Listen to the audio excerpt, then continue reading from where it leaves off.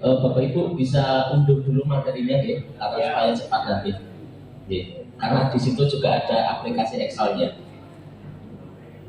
Bersama-sama diskusi terkait dengan transformasi peran dari pengawas sekolah, dilanjutkan dengan tugas pengawas sekolah yang dalam hal pendampingan kepada sekolah binaan dan juga beberapa instrumen pendukung apa yang harus kita siapkan, karena Bapak Ibu dengan pengawasan paradigma baru ini ternyata transformasinya sangat luar biasa. Dengan munculnya Permen PAN nomor 1 tahun 2023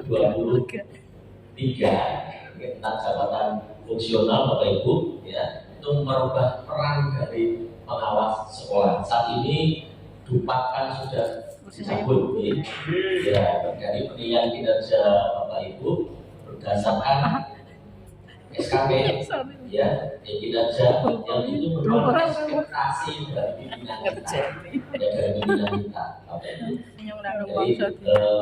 Jadi tupoksi pengawas disempurnakan ya, disesuaikan. Jadi Bapak Ibu nanti untuk perubahan itu kita membutuhkan kemampuan untuk bisa beradaptasi terkait dengan perubahan. Nah, sebelum kita memulai diskusinya kita Bapak Ibu, saya ingin ajak Bapak Ibu untuk ice breathing sebentar. Ya, tadi kan sudah dari sarapan pagi, nah kita sekarang sederhana, tepuk-tepuk saja. Ya, nanti tepuk satu, tepuk dua, tepuk tiga, tepuk tangan, tepuk tangan. Kalau saya bilang berhenti, silakan tangannya Bapak Ibu. Ini kayak orang tua. Aku udah tahu berdoa apa ya. Salah satu yang lain itu ya. Siap ya? Kita coba. Tepuk 1, 2, 3. Tepuk tangan. Berhenti. Ya, sekarang lihat. Dan dilepas ya. Jempol yang di atas, jempol kiri atau jempol kanan? Jempol ada yang kanan, ada yang kiri. Jadi apa? Kanan itu kan ada yang kanan, kiri, beda-beda. Ya, ada yang kanan, ada yang kiri. Itu hal biasa. Sama seperti panjenengan pakai jam tangan atau gelang itu ada yang di kanan, ada yang di kiri. Pakainya. Saya nggak pakai, beda-beda Bapak Ibu ya. Ya, oke. Diperhatikan yang di atas yang mana, yang kanan atau yang kiri, dan kemudian nah, sekarang saya ulang lagi. Tapi sekarang Bapak Ibu, nanti ketika saya bilang berhenti, kalau yang ini yang kanan di atas, maka nanti harus yang kiri yang di atas. Ya, saya kalian. Ya, kalau yang ini yang kiri di atas, nanti kalau saya bilang berhenti, berarti yang kanan harus di atas. Oke, siap ya. Tepuk 1, 2, 3, tangan, berhenti.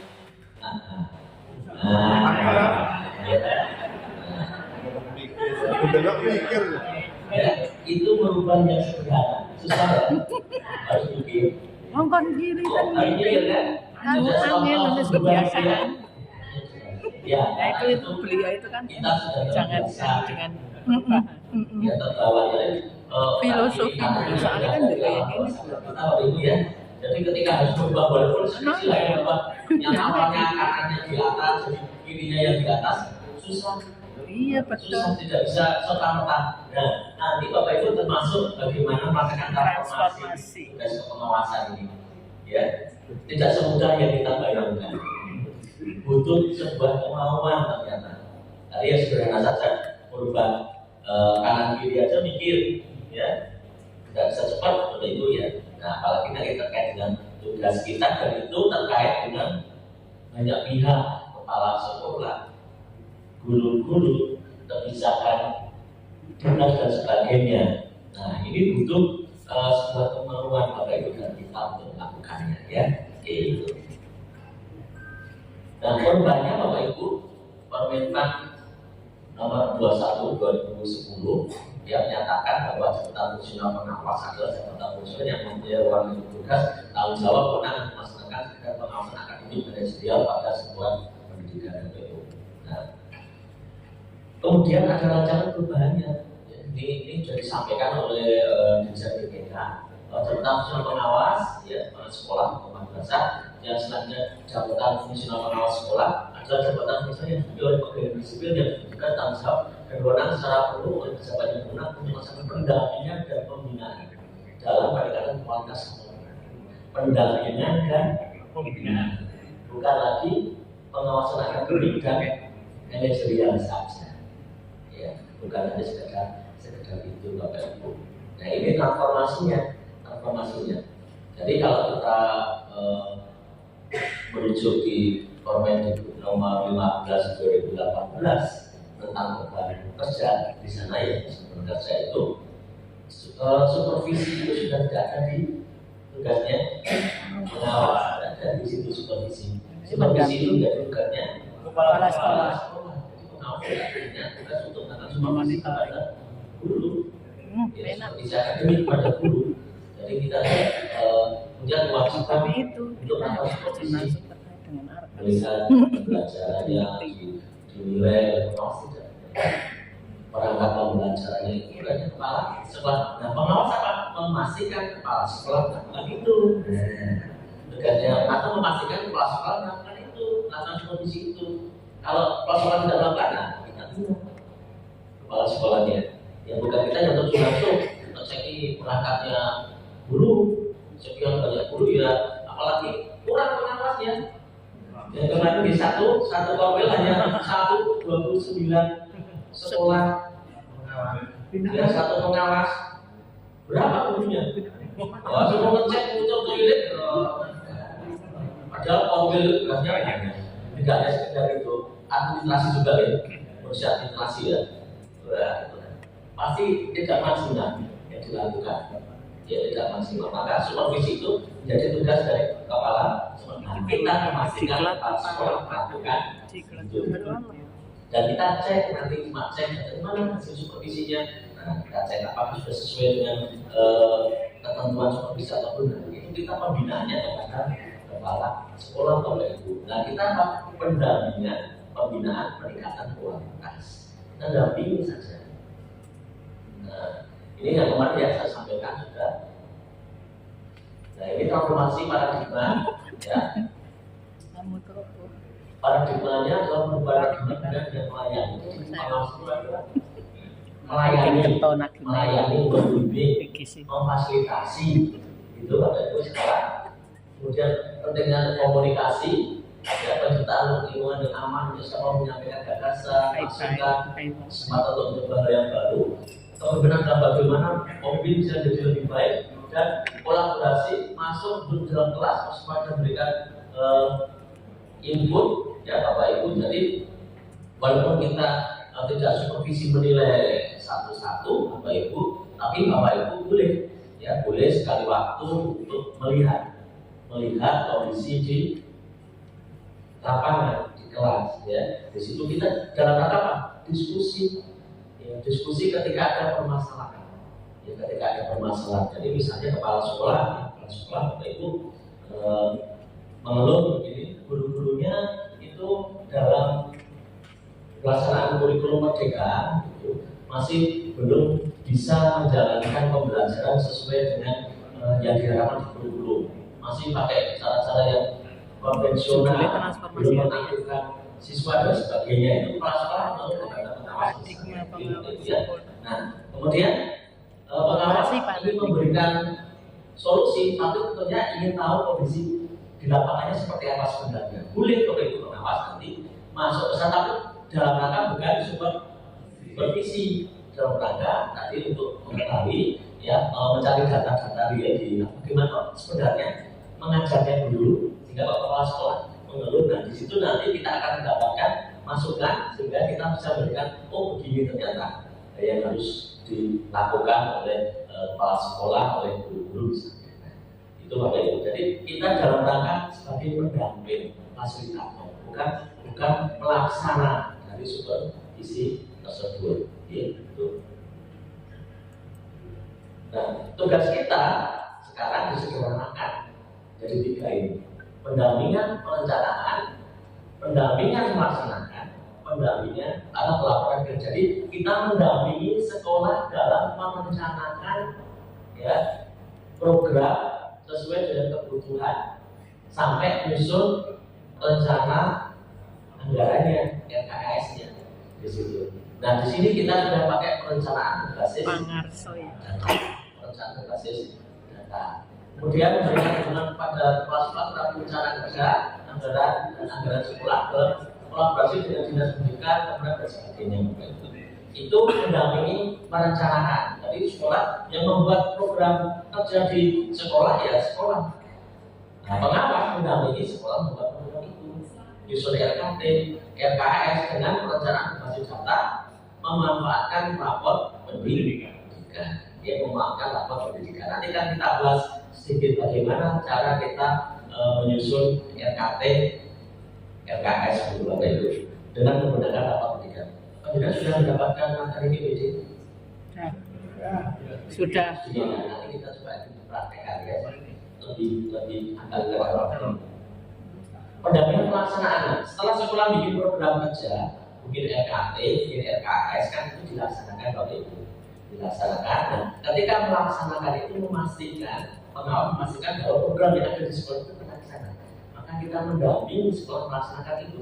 Sehingga nanti Bapak Ibu ketika sekolah sudah menyusun RKT, RKS, tentunya pengawasnya harus tahu, harus punya datanya. Sehingga nanti pengawas akan membuat jadwal di bulan Januari ya, di sekolah binaan saya tanggal sekian itu ada apa programnya. Sehingga kita pastikan memantau. Kan di sekolah ketika menyusun rencana kerja itu kan sudah sampai tanggal itu ya. Kegiatannya kapan gitu ya, ya. Nah di situ pengawas punya, kemudian pengawas bisa kontrol. Ataupun tidak bisa hadir ke sekolah, komunikasi sekarang lewat WA ataupun apakah tidak bisa memastikan bahwa sekolah melakukan kegiatan itu. Dan ketika ternyata kita punya jadwal dan punya jadwal, ternyata sekolah kok belum ada pemberitahuan berapa kegiatan, maka kita bisa mengingatkan. Jadi jangan sampai ada program itu ya yang sudah direncanakan tapi tidak terlaksana dan sekolah hanya stagnan, tidak memajukan. Itu tugas kita Bapak Ibu. Tugas kita yang tugas dari pengawas sekolah, dari pengawas sekolah. Maka ketika merencanakan itu kita mendampingi nyusun RKT, nyusun RKAS, ya. Dan selesai kita punya dokumennya. Nah, dokumen itu nanti Bapak Ibu ketika membuat SKP ini, Panjenengan sudah pakai kinerja, pakai kinerja. Jadi di kinerja itu kan awalnya kita dimulai dari membuat indikator IKI, gitu ya.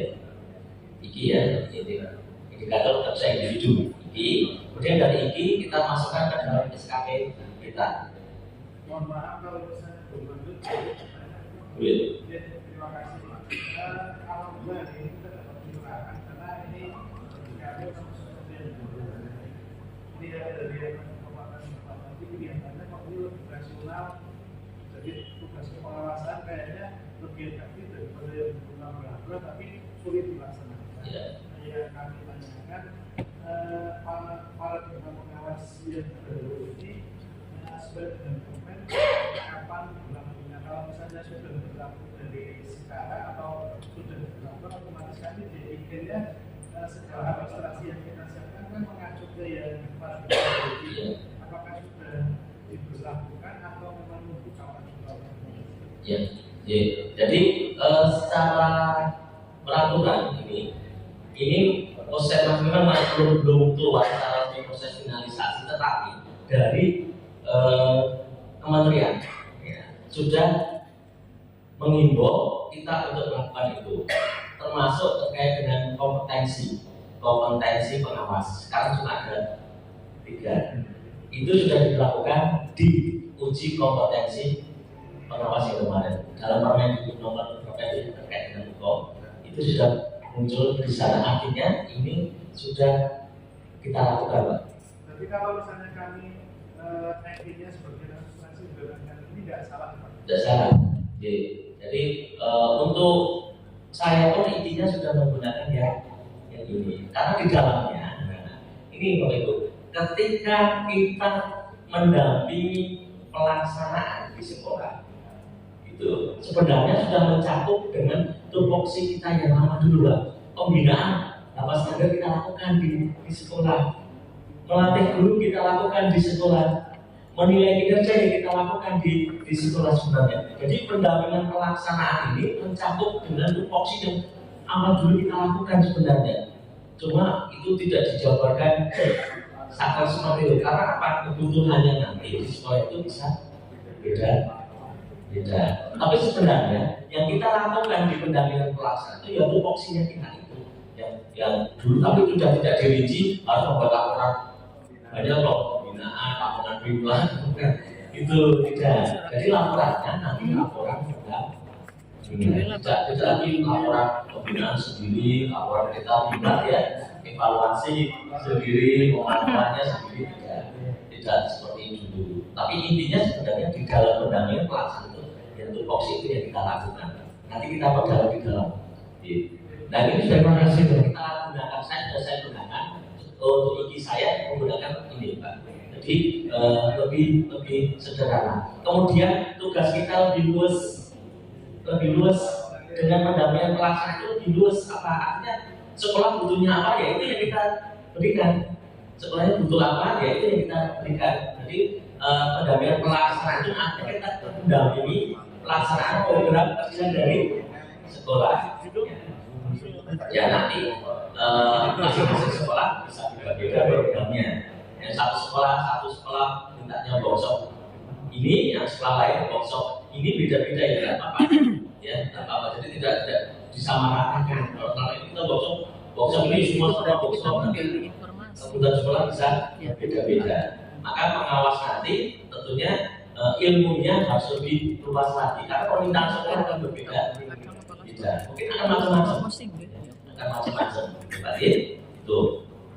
Kemudian pelaporan kinerja Bapak Ibu kita tetap menilai di sini tetap menilai kinerja dari kepala sekolah dan satu hal lagi Bapak Ibu walaupun Dupak itu sudah dicabut di Dupak itu kan kita butuh pengembangan diri, butuh publikasi ilmiah Pak Ibu dan itu yang menyebabkan tidak naik gitu ya, tidak naik angka ya. Sudah membuat ternyata sebenarnya dicoret, diulangi misalnya. Nah sekarang Bapak Ibu dicabut, tapi bukan berarti Bapak Ibu terbebas dari itu tidak. Berarti kita tidak usah menulis apa tidak. Ya tidak usah menulis.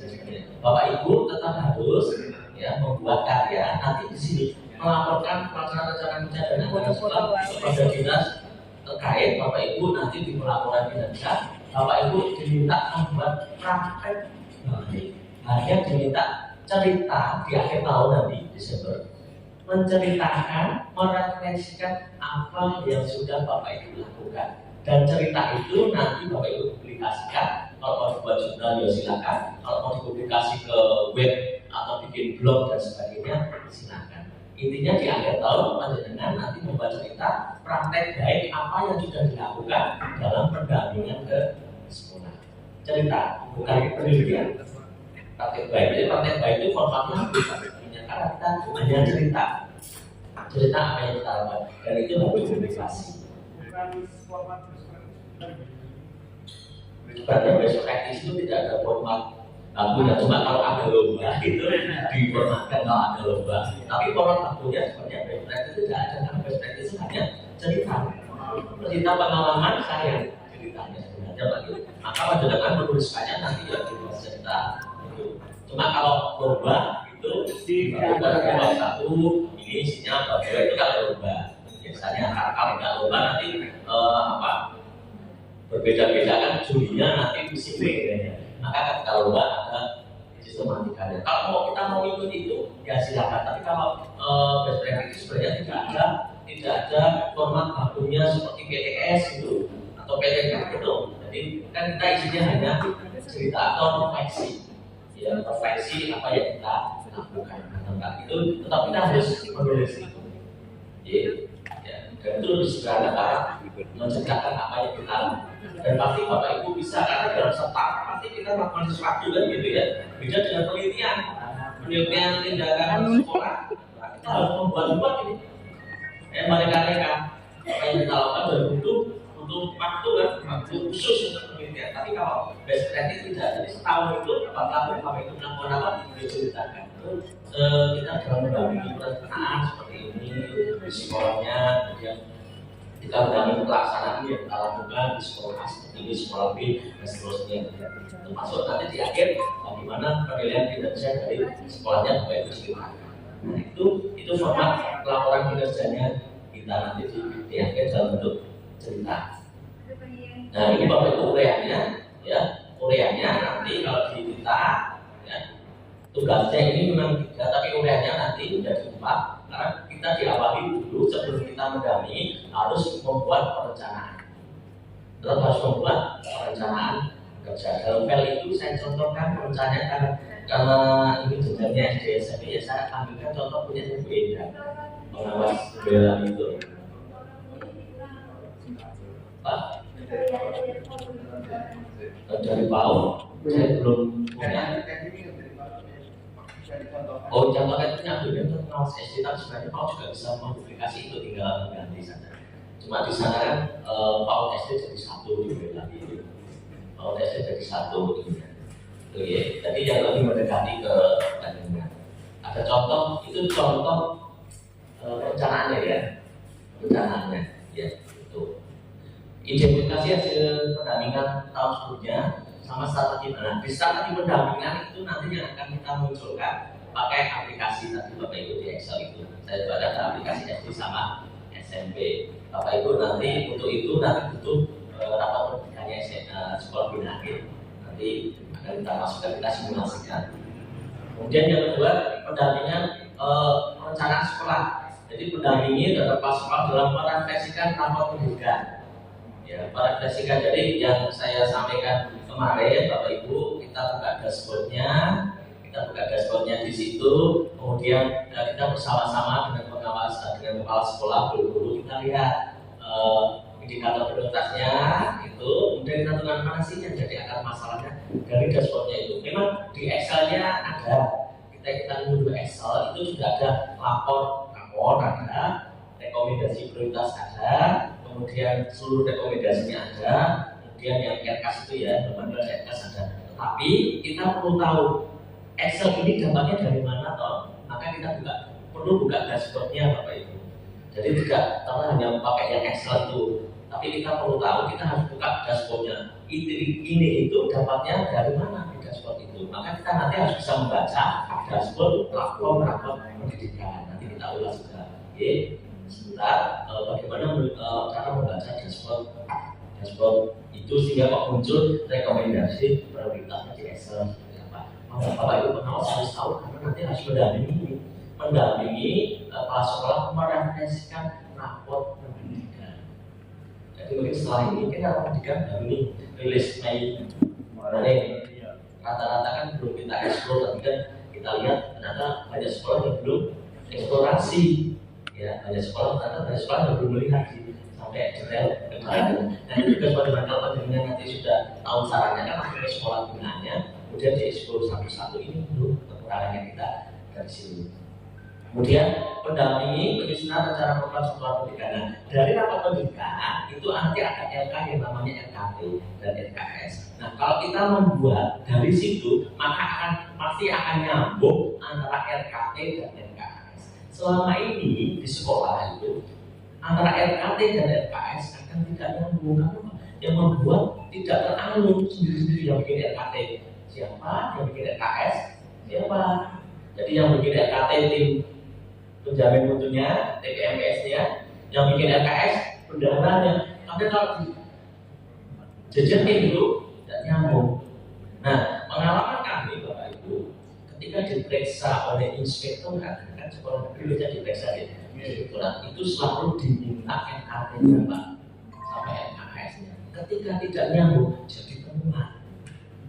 Maka seterusnya diminta RKCM sama RKT itu diminta, RKS-nya diminta, laporannya SPJ-nya diminta, dicocokin RKCM, RKT, RKS. Ketika tidak sinkron, itu jadi temuan yang di provinsi, ya, yang di provinsi selalu ketika pemeriksaan itu selalu diminta RKCM dan RKT-nya, RKS-nya jelas sama SPJ-nya, selalu jadi temuan. Maka dengan ini nanti, dengan format ini nanti pasti sekolah akan nyambung antara antara nyusun NKT sama NKKS karena kan jadi satu alur, dan itu yang nanti Bapak Ibu bisa sampaikan kepada sekolah. Itu pendampingan penyusunan rencana program. Setelah sekolah bikin rencana, NKT jadi, NKKS jadi, kan dilaksanakan. Nah, Bapak Ibu melakukan pendampingan pada pelaksanaan program. Jadi sekolah melaksanakan program dengan mendampingi. Nanti dibaca jadwal di bulan Agustus, berarti pagi Agustus. Sekolah A punya program apa, sekolah B apa, C apa, kadang punya nanti jadwal. Jadwal. Jadi tanggal sekian sekolah A ini. Nah, kadang nanti memastikan bahwa program itu telah dilaksanakan oleh sekolah. Jadi tidak ada program nanti yang sampai tidak dilaksanakan, sudah ditulis tapi tidak di. Karena kita punya kontrol, pengawasnya, dan kita menjadikan masalah itu.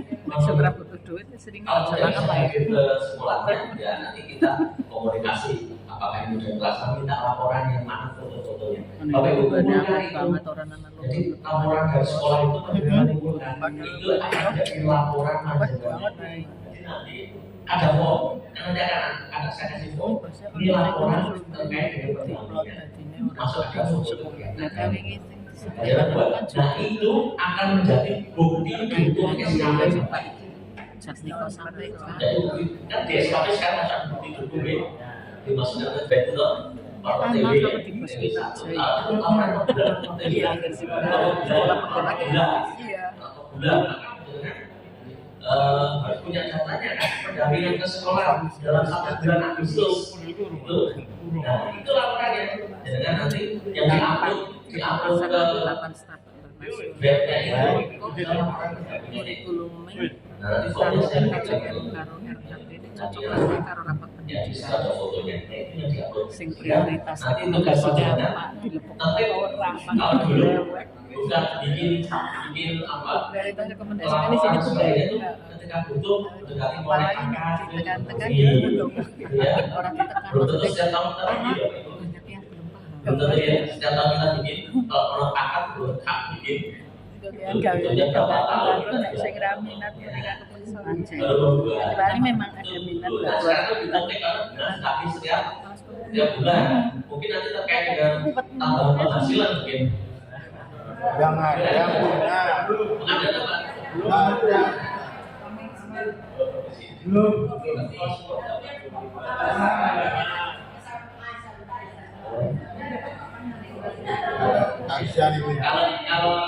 Kalau di kita berpengaruh Bapak Ibu, jadi SKP dapat saya nggak dapat ya pokoknya itu karena kita sudah pakai aplikasi jadi rana pengaruh apa jadi kayak langsung itu kita jadi hasilnya nanti SKP triwulan akan muncul SKP pertriwulan hasilnya apakah baik nanti kayak itu di bawah baik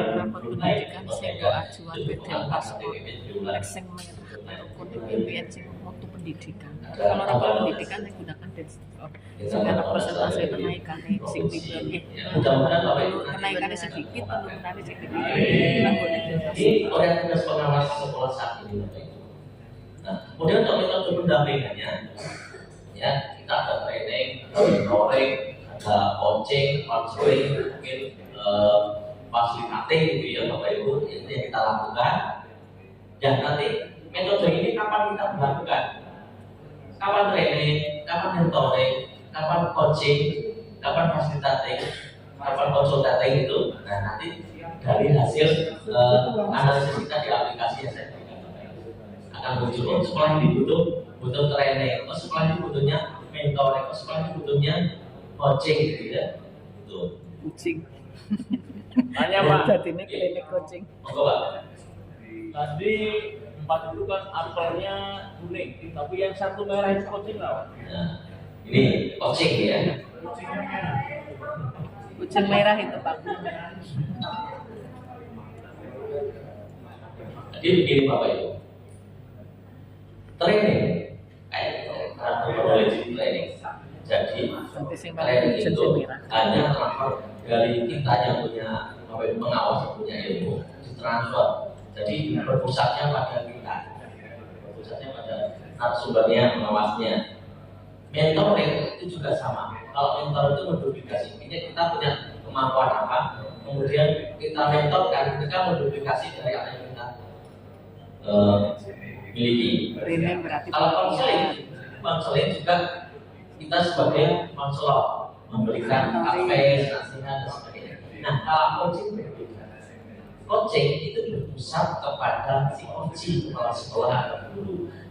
Kita pengawas itu hanya memfasilitasi dengan pertanyaan-pertanyaan pemahaman. Coaching itu meningkatkan kompetensi coachingnya, ya, berdasarkan dengan kemampuan dari si coaching. Jadi perannya pengawas di sini perannya hanya sebagai fasilitator saja untuk mematik kemampuan. Kenapa itu?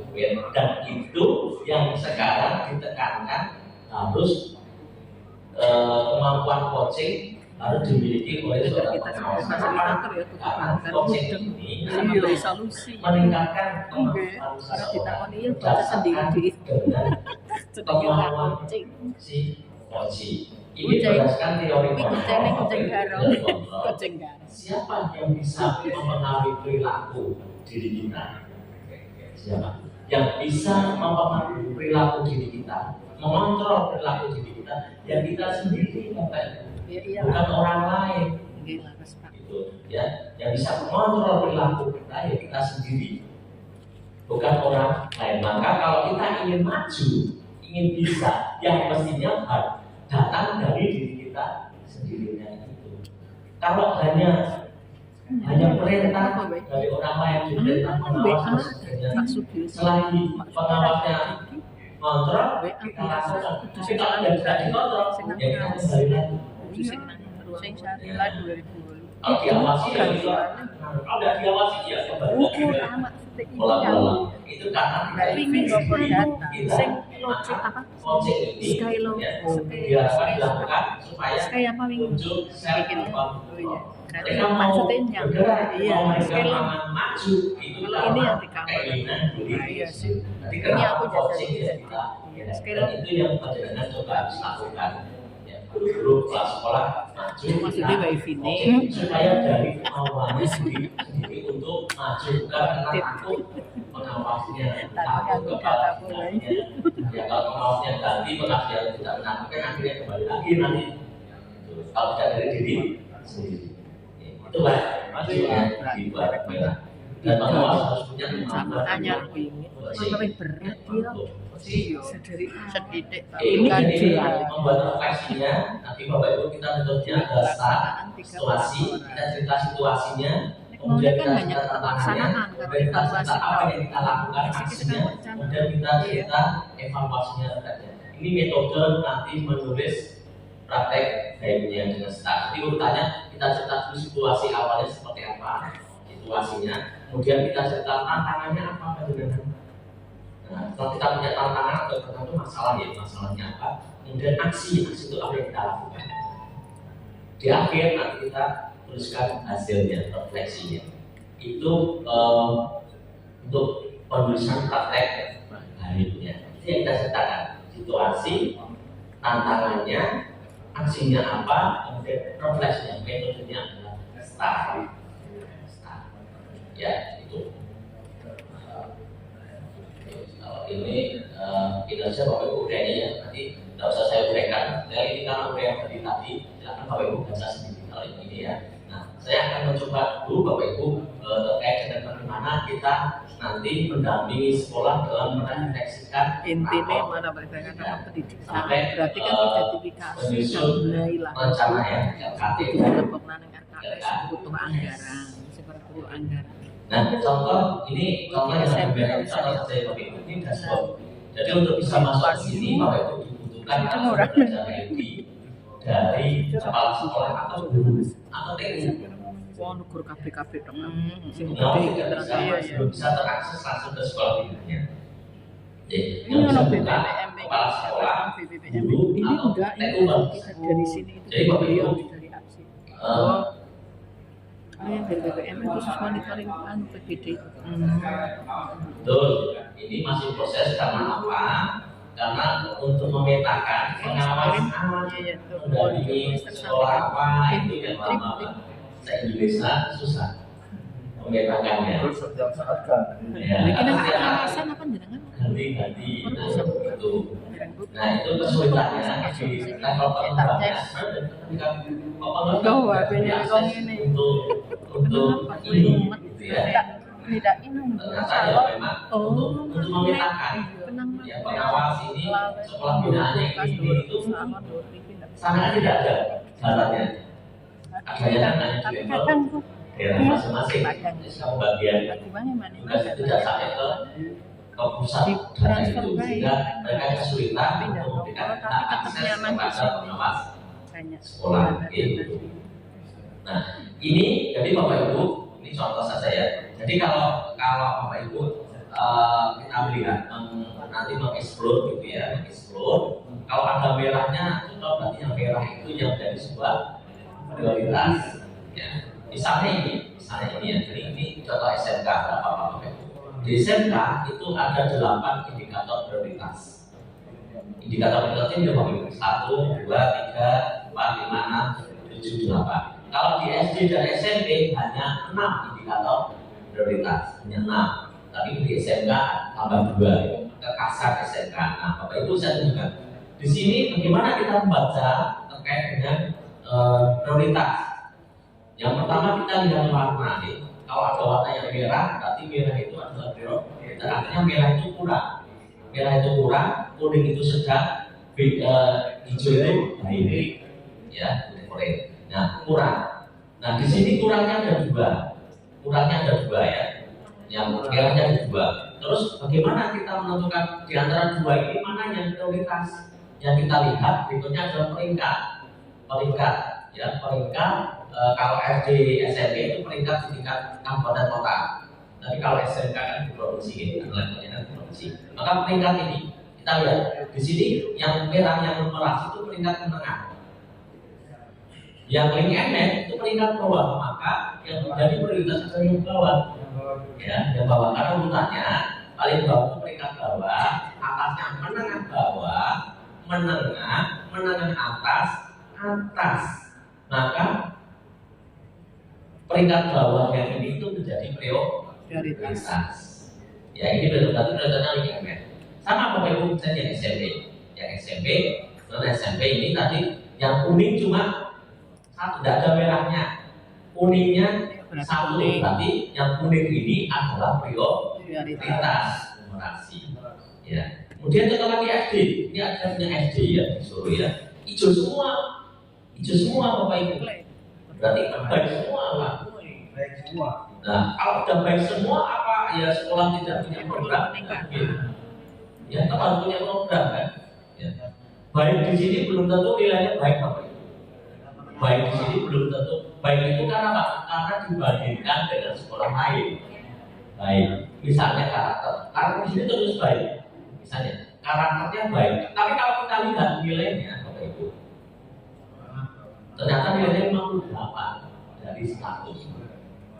Tapi di sini katakan, kenapa ya? Karena perbandingan dengan sekolah lain. Tapi kalau dari sisi kita lihat skor, 58 itu kurang kok ya. Mau KKM itu dulu. Kan bawa KKM kalau kayak 70. 58 yang kurang. Maka ini yang harus kita jadikan program. Nah, Bapak Ibu. Nah, sekarang kalau begini membacanya bagaimana? Hijau semua ya tadi. Kalau warnanya sama semua, berarti kita lihat peringkat. Ya peringkat di tingkat kabupaten kota. Yang nasional sudah bisa. Kabupaten kota saja yang dilihat. Yang literasi menengah bawah, numerasi menengah atas, karakternya atas, kemudian iklim sekolahnya atas, iklim kebindikaannya atas, pembelajarannya menengah atas. Berarti apa? Ya, literasi menengah bawah. Berarti itu program prioritas. Itu prioritas yang pertama. Prioritas yang kedua nanti dudukkan lagi. Ya, sekarang prioritas yang pertama berarti literasi ya, karena ini peringkat. Kemudian kita masih ada 5 hijau semua. Ini peringkat menengah atas, menengah atas. Berarti kita pakai yang menengah atas sekarang. Ternyata 3, menengah atasnya 3. 1, 2, 3. Nah, sekarang kita lihat deltanya. Delta itu naik turunnya. Kalau ada yang turun, berarti turun yang kita lihat. Kalau semua naik yang paling kurang, yang naiknya paling sedikit, itu namanya deltanya. Kita lihat numerasi 144,43%, tinggi, ya, dekat atas. Kebinekaan 35%. Pembelajaran 12%. Berarti prioritas keduanya adalah kualitas pembelajaran. Prioritas pertama literasi, kedua kualitas pembelajaran. Oke. Kemudian prioritas ketiganya apa? Ya, masih delta berarti ya. Ini iklim kebinekaan. Kemudian numerasi, ya, yang peringkatnya ini numerasi. Masih ada 2 antara karakter sama iklim keamanan sekolah. Sama-sama baik hijau, sama-sama peringkat atas. Kita lihat deltanya. Ini naiknya 8,8, ini naiknya 1,5. Berarti prioritasnya adalah iklim keamanan sekolah. Prioritas terakhir nanti di karakter. Nah, itu nanti bagian dari refleksi membaca, Bapak Ibu. Membaca, ya, itu urutan prioritasnya, ya, prioritasnya. Jadi panjenengan nanti dampingi sekolah, mengajak kepala sekolah baca ini. Jadi ketemu bareng-bareng, kepala sekolah, guru-guru dikumpulkan. Ayo kita baca apa kebutuhan dari sekolah. Nah, itu namanya mendampingi, merefleksikan rapor pendidikan. Nah, tidak sampai di situ. Kalau sudah ketemu prioritasnya, kita harus lihat akar masalahnya. Nah, kemampuan literasi kita buka satu-satu. Kemampuan literasi apa sih akar masalahnya yang menyebabkan literasinya seperti ini? Nah, kita buka. Ternyata di level 2-nya ada 5 literasi itu. Nah, nanti membaca teks informasi, teks sastra, menemukan, menginterpretasi, mengevaluasi, ya, ini level 2-nya. Kemudian apa sih penyebabnya? Oh, ternyata ini penyebabnya. Kualitas pembelajarannya, refleksinya, administrasionalnya. Kemudian kalau sudah melihat akar masalahnya, kira-kira apa yang bisa kita lakukan untuk membenahinya, kan gitu ya? Untuk apa yang bisa kita lakukan untuk membenahi ini? Maka kita klik yang namanya inspirasi. Nah, setelah tahu akar masalahnya, yang kita klik untuk mengetahui apa sih yang harus kita lakukan, gitu ya? Apa yang kita lakukan untuk mengatasi ini? Kita klik inspirasi benahi. Nah, di sini akan muncul, Bapak Ibu, inspirasi benahinya ini, Bapak Ibu. Ya, jadi untuk pertama kita nanti akan diminta mengidentifikasi. Identifikasi itu menentukan indikator prioritasnya apa sih yang kurang. Sudah, tadi kemampuan literasi, identifikasinya yang pertama. Kemudian kita bisa untuk merefleksikan. Merefleksikan itu apa? Refleksi itu adalah isi dari indikator level 2 dari indikator utama tadi. Nah, di sini ketika kita klik inspirasi benahi, ya, ini kemampuan literasi, itu identifikasi kita, ya, kemampuan literasi. Nah, refleksinya apa sih? Ini kompetensi membaca untuk teks informasi, dia refleksinya. Program benahinya mana? Program benahi apa yang kita lakukan? Di sinilah inspirasi 1, inspirasi 2, inspirasi 3 ini adalah program benahinya. Di sini disediakan 3 inspirasi. Boleh dipilih 3-3-nya, boleh dipilih salah 1, salah 2. Ya, ini. Jadi misalnya untuk kemampuan literasi, kompetensi baca teks informasi, itu apa sih yang harus dilakukan untuk meningkatkan itu? Satuan pendidikan, meningkatkan kompetensi ketika mempelajari konten terkait teks informasi yang berkaitan erat dengan kemampuan literasi di platform di Kangaja. Jadi diminta guru-gurunya belajar PNM terkait dengan literasi.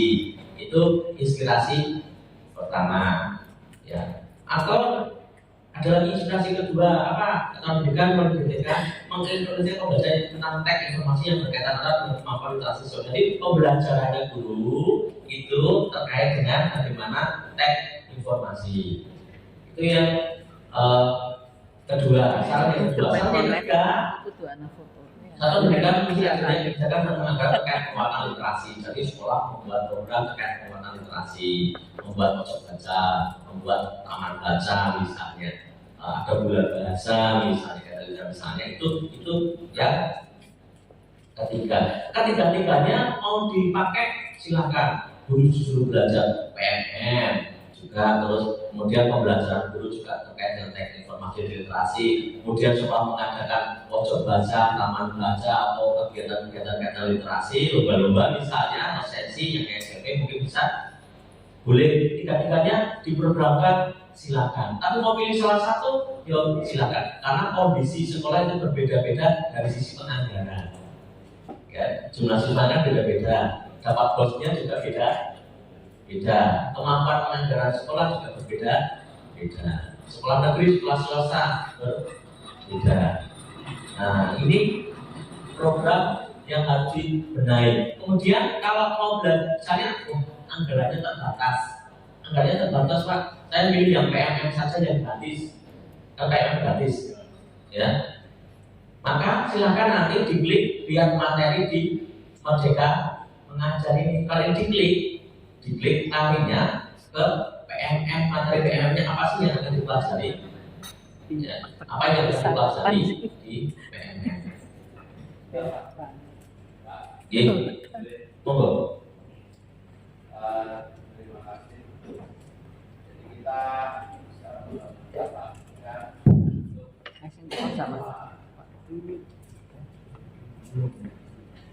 Oke, terima kasih.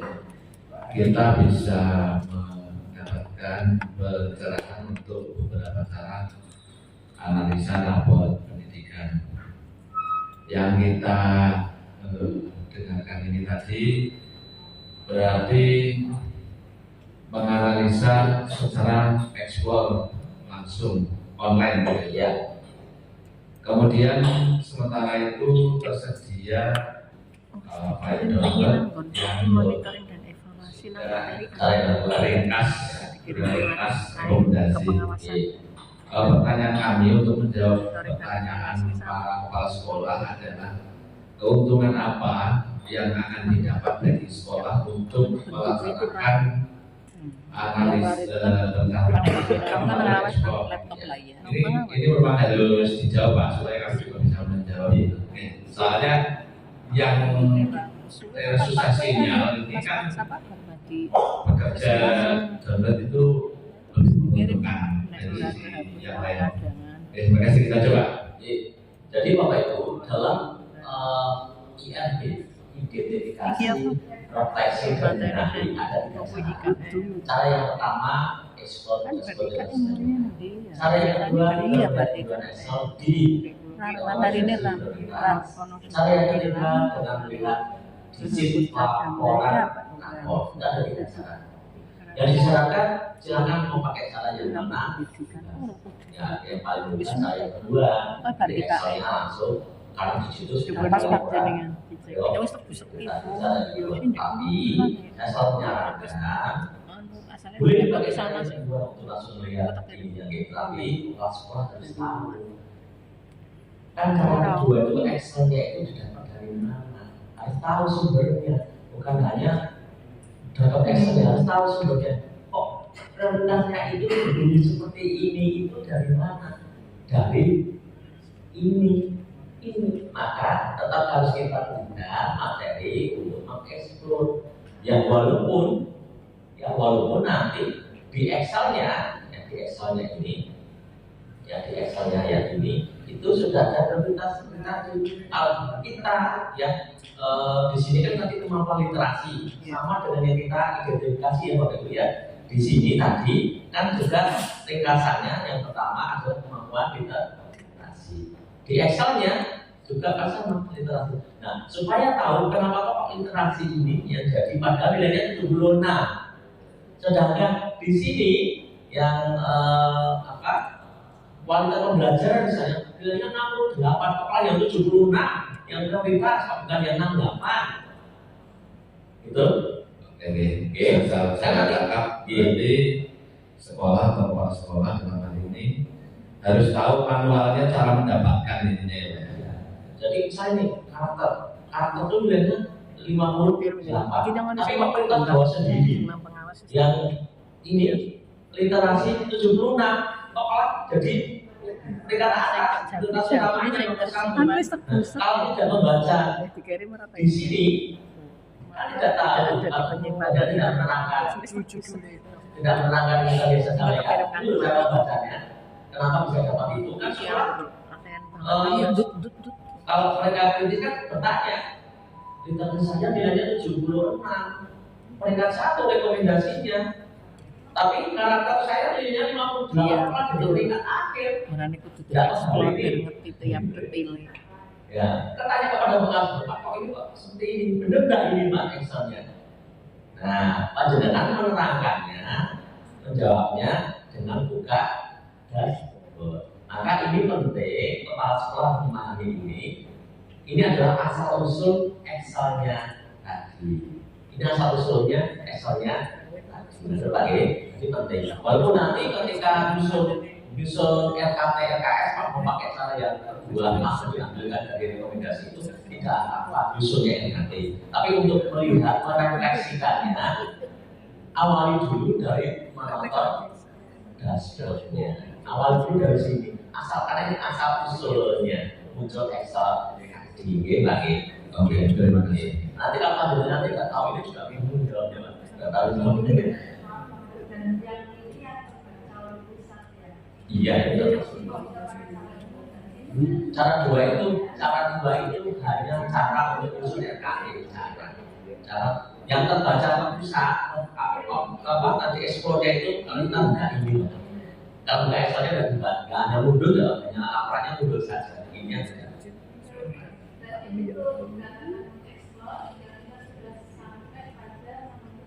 Ya, yang semua ini akan bisa kita buka semua.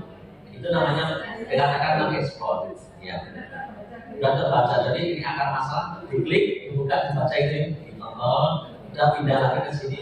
Jadi ketika panjenengan nanti ke sekolah kan mendampingi, kita ada refleksi ini. Jadi, bentukannya prioritas 1, 2, 3 sampai 6-nya. Untuk 1 ini, kemudian kan dibuka ini semua nggak klik, pelajari.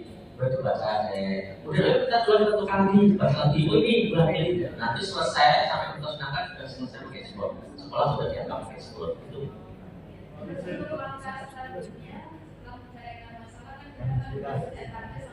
Oh iya nanti RKT berikutnya Bu. Oh, model ini boleh, model cara yang kedua tapi silakan. Yang banyak kami langkahnya setelah ekspor ini selesai, kita lari ke ekspor baru nanti untuk membantu membuat RKT. Silakan. Jadi untuk muncul RKT kita akan ada di sini. Satu langsung nonton di sini, kemudian kita susun RKT-nya. Yang kedua nonton Excelnya di rekomendasi prioritasnya langsung kita pindahkan ke RKT. Cara yang ketiga dengan di sini yang pertama lapornya, tapi itu kita harus pakai filter dulu, mau filter agak jelimet. Ya itu. Jadi mau Pak. Terima kasih Bapak.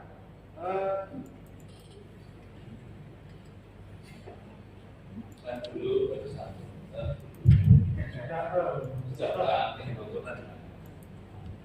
Terima kasih Bapak. Jadi apa yang disampaikan Bapak tadi sangat membantu kami dalam tugas kita sebagai pendamping perencanaan. Namun ada kendala Bapak, bahwa rapor pendidikan ini setiap tahun itu dirilis itu kan bulan April. Padahal kita merencanakan termasuk RKAT-nya oleh Arkasnya itu kan kalau idealnya akhir tahun tapi biasanya awal tahun bulan Januari, sehingga ini sudah menjadi permasalahan ketika yang direkomendasikan rapor pendidikan itu bisa jadi sudah teratasi, karena kami kan tahun depan harus sudah untuk perencanaan 2024, sedangkan rilis rapor pendidikan itu biasanya itu April 2024 nanti. Idealnya kan pijakan untuk perencanaan itu kan kondisi rapor pendidikan tahun 2023. Nah yang selama ini berjalan, rapor pendidikan yang kita baca itu adalah rapor pendidikan yang 2022 yang sudah rilis pada saat bulan April 2023. Oleh karena itu, artinya nanti banyak yang miss. Kita merencanakan misalnya yang peringkatnya ini misalnya yang hijau tapi peringkatnya masih bawah dan sebagainya, ternyata sebenarnya itu sudah teratasi di tahun tersebut.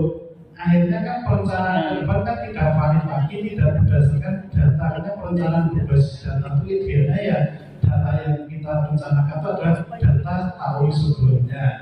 Dan ini sudah kemarin kami pas ada acara di Surabaya menyampaikan ke kementerian, oh ya siap, nanti kita evaluasi. Dan itu tahun kemarin juga katanya siap untuk dievaluasi, tapi setelah sampai 2023 ini sama.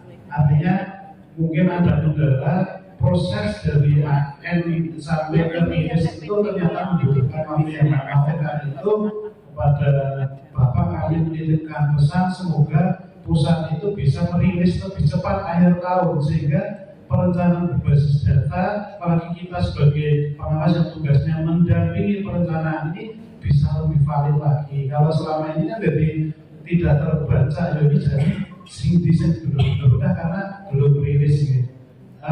Untuk mengatasi hal ini, kira-kira strateginya bagaimana? Kita melihat data, tapi data 2 tahun sebelumnya. Terima kasih Bapak. Jadi benar sekali Bapak. Kita juga sudah sampaikan kepada tim mengembang sampai evaluasi ada semua. rapor pendidikan mundur hasilnya di pertengahan tahun baru muncul ya angkanya sudah. Dan tahun pendidikan ini nanti digunakan untuk penyusunan tahun. Nah, jadi rapor pendidikan yang baru ini Bapak Ibu, yang baru ini, yang rilis bulan Mei kemarin itu untuk perencanaan tahun 2020. Artinya seperti itu yang terjadi karena munculnya. Nah, kalau tidak bisa di Desember muncul permasalahannya karena AN-nya itu dilaksanakan di bulan, ada yang mulai September, ada yang waktu itu waktu 2 bulan 3 bulan tidak cukup untuk menarik semua data, tidak cukup untuk menarik semua data karena rapor pendidikan itu ya sinkronisasi dari beberapa platform program. Dan ada dari AN sendiri, ada dari Gapodi, itu Bapak Ibu ya, tarik-tarik itu, ada dari PMM, ya. Kalau di SMK itu ada dari tracer study, sehingga itu yang membuat tidak bisa cepat. Nah, saya kalau begitu AN-nya jangan di semester kedua, lakukan di semester 1, di kayak UN dulu di bulan April misalnya. Atau Mei sehingga ya itu baru diusulkan Pak ke pengambil kebijakan. Nah, kalau kita seperti itu kan pasti mundur terus Pak ya. Kita mundur setahun terus. Maka untuk 2024 itu hasil lainnya 22. Kan 23 ini hasil lain 22 gitu. Nah hasil lain 23 ini nanti digunakan untuk perencanaan 25. Ya itu yang terjadi. Ya mau nggak mau ya seperti itu karena kondisinya seperti ini. Kita sudah menyampaikan kepada tim pengembang, tapi ini kan juga ranahnya pengambil kebijakan Pak, kita pelaksana. Jadi yang lakukan mereka hanya pelaksana, yang melangkah itu pengambil kebijakannya kan di level dirjen gitu ya. Apakah ini Bapak mohon pencerahannya lagi terkait dengan situasi yang bukan ranah kita untuk bisa mengatasi? Itu apakah kita bisa sharing dengan sekolah kira-kira yang sudah dilakukan tahun ini apa? Jadi kalau misalnya 2 tahun lalu masih kurang bagus tapi saja sudah ada upaya, itu kan bisa dilewati mencari yang misalnya indikator yang masih lemah lagi yang memang belum tersentuh gitu Pak. Karena kita istilahnya meraba-raba juga kira-kira kondisi sekolah gimana walaupun akhirnya tidak berbasis data juga, hanya kira-kira ada yang berbasis data, ada juga ya apa yang sudah kami lakukan di sekolah untuk kalau kebutuhannya kan bikin fokus beda-beda anak pasti. kira-kira yang masih berapa. Jadi Kan tidak tidak mau semua membahas kan secara bagaimana membutuhkan sih. dana, harusnya Kita banyak nanti menggunakan berkolaborasi, PMK. Pak. Selain dalam menyusun RKT, kan yang menentukan kegiatannya kan kita kan di tahap pendidikan ini kan hanya memberikan clue benarnya. Di situ kita boleh menggunakan ini, boleh juga berimprovisasi loh Bapak Ibu. Tidak harus plug ini yang dilakukan, boleh yang kita berimprovisasi. Selain dengan ini, kalau misalnya ini masih kurang ini yang diinspirasikan kita, nanti ada kegiatan yang lebih boleh kok berimprovisasi. Nah, di situ perannya dengan pengawas ketika merefleksikan, mendampingi merencanakan. Salah satu yang ditanyakan itu, ini kita ada kelemahan. Kita kemarin sudah mencoba untuk mensolusikan belum ya? Kalau sudah, evaluasinya sejauh mana? Kira-kira sudah tercapai belum? Nah, sampai ada evaluasi Pak, bukan jangan cuma ditanya, ini sudah saya lakukan. Tapi kita harus ukur yang dilakukan itu capaiannya seperti apa? Diukur. Kalau belum ada capaiannya, ya kita minta mereka untuk membuat laporan capaiannya dulu, baru kita masuk lokal. Capaiannya sudah maksimal, berarti tidak kita lakukan. Kita ganti dengan kegiatan yang lain. Nah itu yang kita lakukan, maksudnya pendampingan seperti itu. Dan pendampingan jadi nanti karena ini sudah hasil tahun 2022, tapi kan baru tahu 23 ini. Kita baru tahu hasilnya. Ini yang lama. Tapi mungkin ya sekolah sudah merasa dari hasil evaluasinya merasa dengan kemampuan literasi kita dari perencanaan ini dari segi perencanaan. Perbaikan Ada berapa itu sangat dirugikan. Maka ketika disusun RKT, kita nanti kan sharing dengan sekolah. Kira-kira programnya ini, ini jadi pelaksanaan. Kalau kemarin, kalau begitu, kalau kita capaiannya, kira-kira meningkatkan tingkat literasi. Oh ini ternyata literasi anak itu Ini kan juga bagus. dapatnya dari Berarti kita programnya oke, itu ada evaluasinya, kita cari programnya. Nah itu Pak, tugas kita memang di situ, ya tugas kita memang di situ, oke? Terima kasih Bapak. Oke. Jadi ini kita bicara refleksi dulu ya, refleksi dulu. Nah setelah ini kita nanti akan bicara pendampingan, kan tadi ada dua ya, pendampingan perencanaan, mendampingi kepala sekolah merefleksikan, mengeksplorasi, ini nanti caranya. Ini mendampingi termasuk nanti mungkin cara membaca Excelnya, oke sampai di situ boleh. Ya, oke ini yang pertama. Kemudian yang kedua, mendampingi kepala sekolah menyusun program. Nah itu tadi yang ada 3 catatan di menyusun program. Di sana Bapak Ibu di penyusunan program itu kan ada formatnya saja. Saya ambil formatnya saja.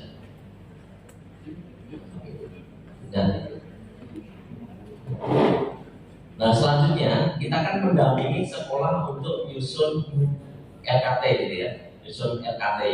Kalau di PBD formatnya masih sederhana. Sekolah bisa mengembangkan, nanti ditambahi kan biasanya kalau namanya rencana kerja itu ada programnya, kemudian tujuannya, indikatornya, kapan waktunya, siapa penanggung jawabnya dan sebagainya silakan ditambahi. Ya ditambahi. Nah kemudian di sini cara sekolah untuk menyusun EKT. Ya. Cara sekolah pastikan nanti juga Bapak Ibu karena di EKT ini akan dibandingkan dengan AKAS. 16. Di AKAS itu ada kode rekening 15. Bapak Ibu punya nggak kode rekening? Punya nggak? Bendahara ya. Harus punya. Pengawas harus punya. Harus punya. Iya harus punya. Jadi Bapak Ibu itu SD DPR Bapak itu tahun 200. Kayak gini yang nyaman. kalau saya punya yang SMK. SMK saya punya kode rekening. Bapak Ibu kenapa harus punya kode rekening ini? Kenapa harus punya? Pengawasan saja sudah tidak ideal, apalagi disambungkan dengan Karena Bapak Ibu sangat tidak nanti ideal. akan mendampingi Setelah itu sekolah bisa terlaksana jika menyusun semua situasi dan RKT, kondisi menyusun sesuai AKAS. regulasi. Nah, di AKAS harus kegiatan yang masuk di sana harus sesuai dengan kode rekening yang ada. Kalau nggak ada, artinya silakan jenengan bisa sudah kasih tulis. itu Tidak bisa kita memasukkan kegiatan yang tidak ada kode rekening. Maka panjenengan nanti mendampingi memasukkan ketika nyusun RKT dan angkas itu, ini kode rekeningnya ada nggak di sini? Kalau panjenengan punya, panjenengan tidak bisa mengekspor. Tidak boleh dimasukkan. Oh ini bisa dimasukkan. Oh ini kegiatannya harus seperti ini bunyinya. Itu maka Bapak Ibu nanti harus punya referensi kode untuk aplikasi atas. Bos ya bos total. Minta ke dinas pasti ada yang di dinas. Dinas yang ngurusi keuangan itu. Ya, ngurusi itu kan ini kan sekolah dikasih bukan ini. Excelnya apa? Kode-kode rekeningnya kalau mereka harus masukkan. Itu nanti panjenengan minta Excelnya itu untuk pengawas yuk. Untuk tahu kode rekeningnya tidak ada masalah. Kode rekening ini bukan hal yang rahasia. Kalau kode rekening itu umum, ya siapapun boleh tahu, bukan hal yang rahasia apa gitu ya. Oke. Nah di sini nanti saya kembali ke sini Bapak Ibu. Ya kembali ke sini. Ya. Untuk bisa menyusun RKT, kan kita mendampingi ini di programnya. Menyusun RKT, pertama identifikasi. Kalau kita pakai cara yang kedua, yang paling mudah cara yang kedua itu paling mudah. itu Bu. Cara yang Ada prioritas paling mudah rekomendasi karena kita tinggal sudah diklik. disediakan di sini. Identifikasi Identifikasi yang dimaksud identifikasi di sini adalah seluruh rekomendasi indikator prioritas apa yang akan dilaksanakan. Disolusikan. Nah kita lihat di sini di PPD ini indikator prioritas itu level 1 ya. Jadi kemampuan literasi ini adalah indikator level 1 prioritasnya. Ini yang akan jadi masuk ke dalam identifikasi. Gampangan identifikasi ya semua warna merah atau tidak rendah ya. Literasi itu identifikasinya ya level 1-nya tadi apa yang masuk berarti literasi tadi ya literasi kita masukkan ya, paling mudah pakai cara yang kedua. Kemudian setelah itu ada refleksi itu adalah akar masalahnya apa, kita ambilkan dari akar masalah, kompetensi membaca teks informasi. Nah ini refleksinya kita masukkan ke sini.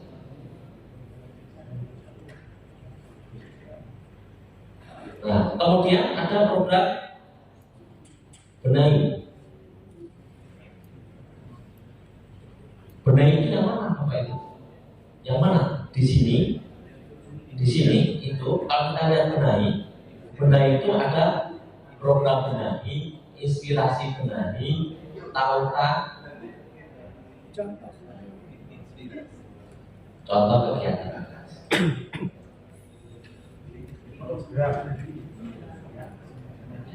Nanti yang kita masukkan di sini Bapak Ibu.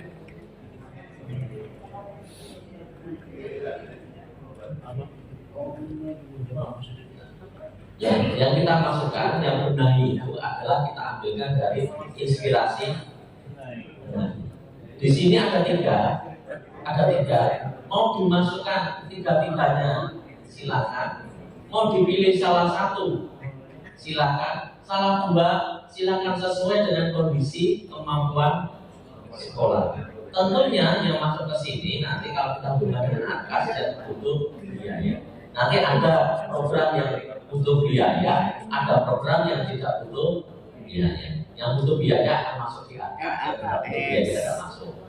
Nah, misalnya belajar mandiri PNM, kita serahkan pada guru, tidak butuh anggaran.